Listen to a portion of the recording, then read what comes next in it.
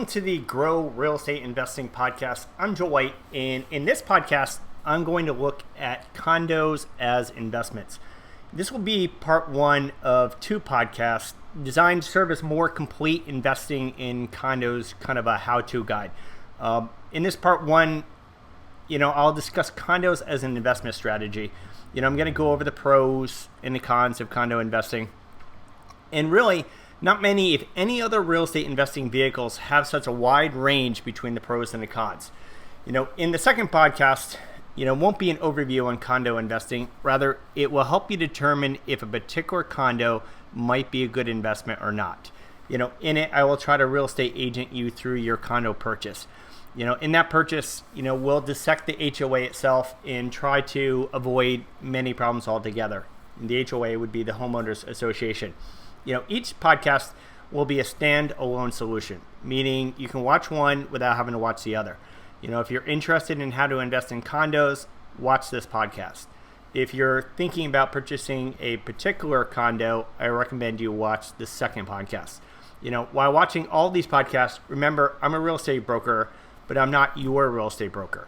I'm a property manager, but I'm not your property manager, nor am I an attorney, an accountant, nor a financial advisor. Speak to those individuals, particularly because laws vary greatly state to state, and this stuff is really important.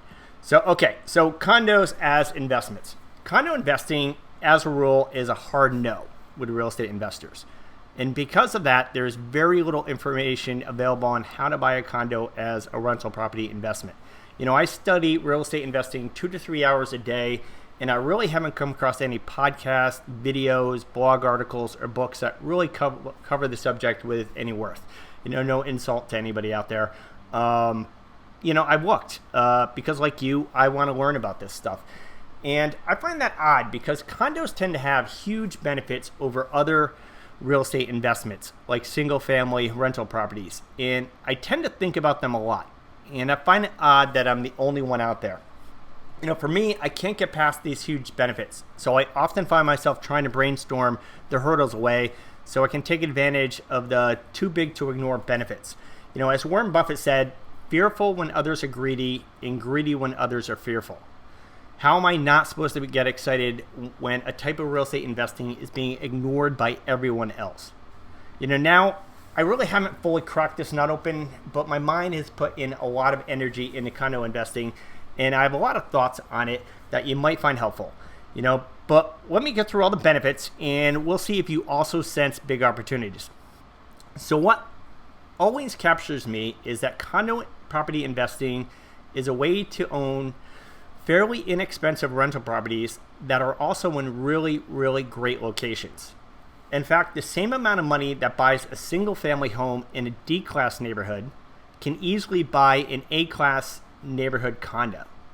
You get to rent to great tenants for great rents, and condos cost very little to maintain.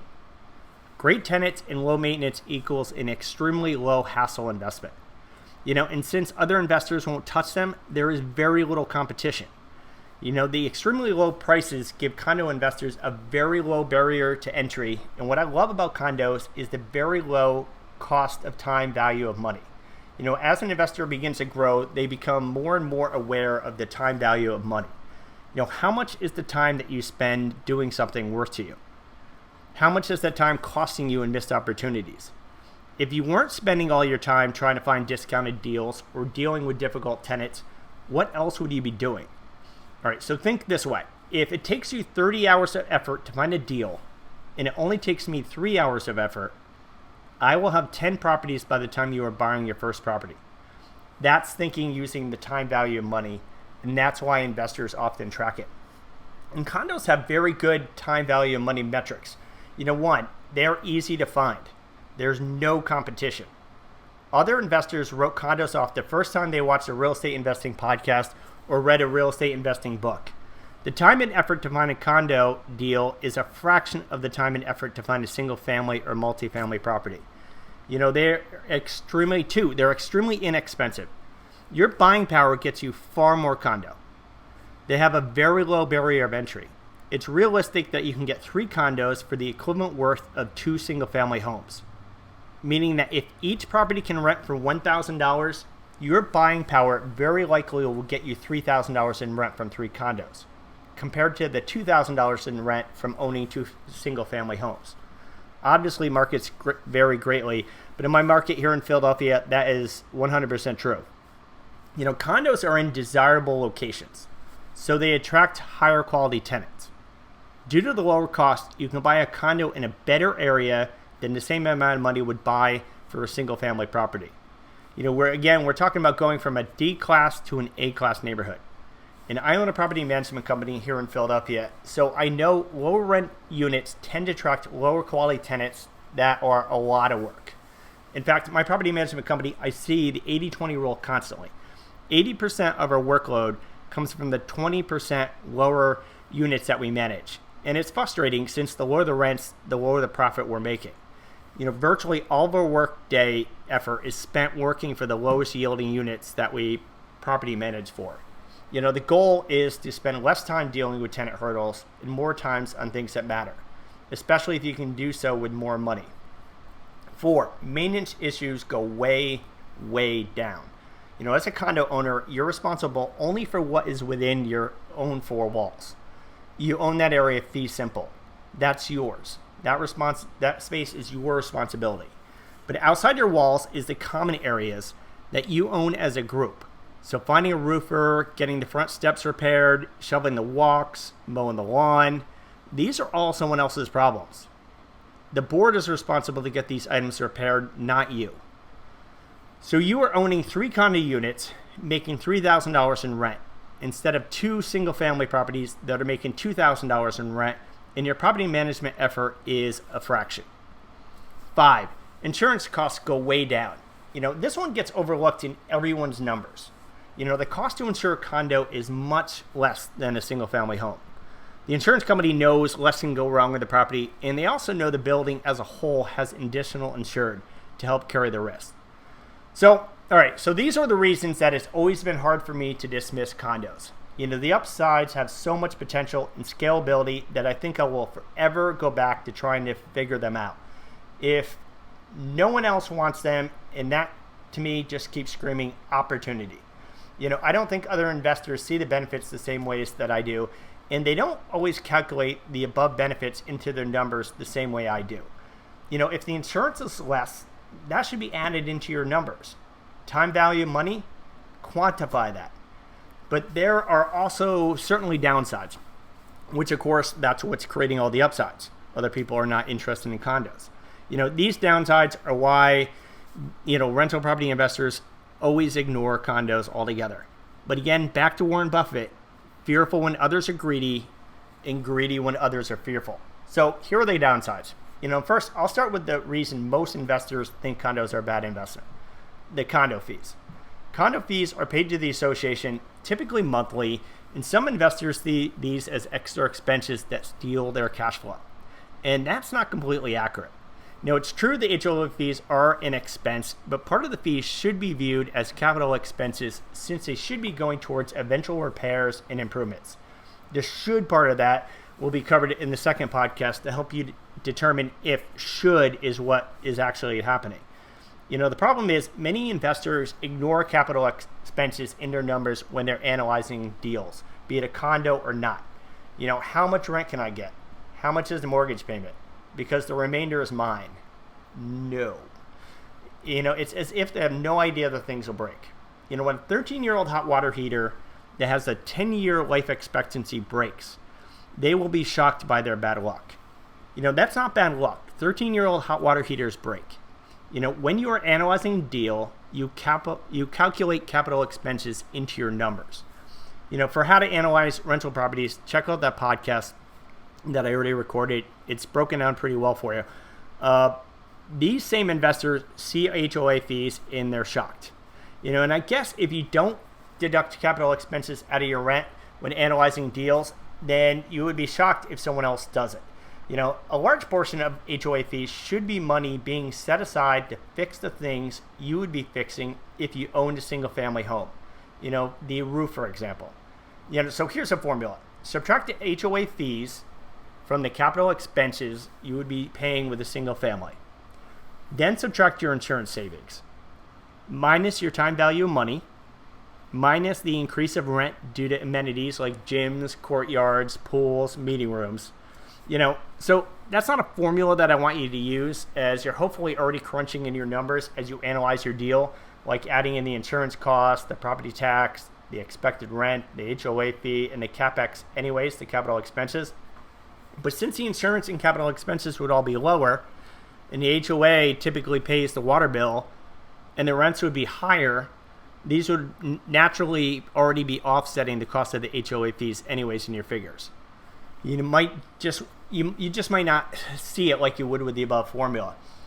What I do want you to see that is, if the numbers work in a deal, then the numbers work. 2, special assessments. The condo association might come across expenses they didn't plan and save for with the HOA fees, like new windows, elevator repairs, or a new roof. When this happens, each condo owner will need to pay a special assessment fee to pay for it. This could be a one-time charge or an ongoing fee till that debt is paid for. Due diligence before you buy into an association is important, and the second companion podcast is where we're going to dissect that. But if you're buying into an association that seems ill-prepared, you would just calculate that into your numbers. You could just probably maybe increase your capital expense numbers. Again, if the numbers still work, then they work. Just remember, special assessments are not expenses easily passed onto the tenant through rental increases. A renter doesn't care if you need to put on a new roof. He can just move. Okay, so these two downsides are why most investors denounce condo investing, but they really don't concern me. Again, if the numbers are right, they are right. But here's where I get stuck trying to make condo investing work on these following hurdles. Number 3, harder to force appreciation. If the strategy is to force appreciation so you can reuse equity again and again to build your portfolio, and I really hope it is, you might have a harder time doing it with a condo. Forcing appreciation, sometimes called the BRRRR method, is an acronym where you buy a property, renovate it, rent it out, refinance it so you can repeat by using that money to buy your next rental property. And that requires you to so greatly improve a property to where you can create and then reuse all that extra equity you created. Equity is the amount the property is worth over the debt, the mortgage you have on it. Most lenders will only loan you 75% of that equity. And even if they will let you use more, I always advocate that you leave in 25% of the equity anyways, as that's your safety plan. That's your exit strategy if things go bad or if the market values greatly dip. To execute a BRRRR and to force appreciation by improving a property, it might really be hard to find condos that need that much improvement, enough so that you can greatly impact the equity. Remember, many of the condo repairs are really out of your hands, like replacing the windows, roofs, exterior features, and a curb appeal. But you can always get equity when you buy it. If you get a discount, meaning if you pay less for it than it is worth when you buy it, you might be able to do that because of this fourth downside. 4, lending can be very difficult to get on a condo. And there it is. A single family home is very straightforward for a lender. They evaluate your financial situation and they make sure the property is worth more than what they're lending on it, so they feel safe enough should you not be able to pay and they need to cover the loss through the property itself. But with a condo, the lender will need to work harder to feel they're protected. And that's problem 1. You're asking them to work harder. Problem 2 is that single-family properties fit nicely into their system. But you and your condo purchase are not only making them work harder, but you're also taking them out of their system, putting them at greater risk of missing something. And even if things look fine, the condo association itself is another very big risk to them. A buyer is a risk, a property is a risk, and now they have this third entity that is putting them at risk. That's 50% more risk just from adding that third party. So they're going to need to do their due diligence. 1, the lender will want to review the finances of the homeowners association and evaluate if the association is a good risk. They'll want to see if other units are in foreclosure, because that also is a big problem for an association, as owners in foreclosure are very unlikely to be paying their HOA fees, which concerns all the other unit owners. if the dues aren't covering the incoming expenses, that's a big problem for each owner. Remember, you own the building as a whole group. If the roof needs replacing and there isn't money to replace it, that's a problem you now have. 2, the lender will also want to review the condo docs, which act as a legal agreement, and each building is very different, so that's going to be even more work for them. The lender will need to review these to look for red flags. They're going to look for anything they feel might depreciate the value of the property, putting their asset at risk. As a rule, condo docs tend to be pretty faulty, and they're not written with lenders in mind. So lenders often refuse to loan on building just based upon what they see there. Good condo docs are typically written by attorneys, but attorneys aren't lenders. So even good condo docs might not be good enough to loan against it. 3, the lender will also require a percentage of the units to be owner occupied. Fannie Mae guidelines alone require that 50% of the units in HOA, only 50% can be rented out. And Fannie Mae accounts for 83% of all loans. The reason is that owner-occupied units are better cared for than rental units. So if a loan is possible, it's probably going to be a conventional loan. The reality is you very well might need to pay cash to buy the condo unit. And this is a big reason why it's likely being sold at a discount compared to a comparable single-family property. So that brings us to 5. Another problem is that the lending is so difficult that they're also extremely hard to resell. Again, a big reason condos sell at deep discounts is that lenders often won't loan on them. So goes your exit strategy of being able to sell quickly if you need to. If lenders won't loan on a condo, that means you will need a cash-like buyer to be able to sell it. And since many other condos sellers are just like you, they also need that same cash-like borrower. You have a big problem because there will be far more condos available than people with that amount of cash available to buy them. So this is kind of hard for me. I'm a cash-like buyer, and I could be king here in this buyer's market. But if I choose or need to sell my unit, I won't be king anymore. The buyers would be. I wouldn't be able to easily sell my unit. So I would have to expect it would take considerable time. 6, cash-out refinancing would also be very difficult to get. Having trouble selling it wouldn't be ideal, but I think I could probably handle that. I'm not sure if I would try to manage that hurdle by financing it for the buyer myself or not. But my problem is that if lending is so tough to get, that means refinancing would also be tough. And that's my whole investment strategy. I force a property to appreciate, and I take that equity back out, excuse me, so I can purchase more properties with it to do the same thing. Excuse me. But, what if I can't get my cash back out? I would be stuck with a difficult to sell property, excuse me, and unable to use my equity to further my investments. Okay, so number 7 would be the bylaws. The board might try restricting investors in rental units in the building. You would probably be grandfathered in if you purchased it before the board created the rule, but not always. And it's likely that if you sold it, the new buyer wouldn't be able to keep it as a rental.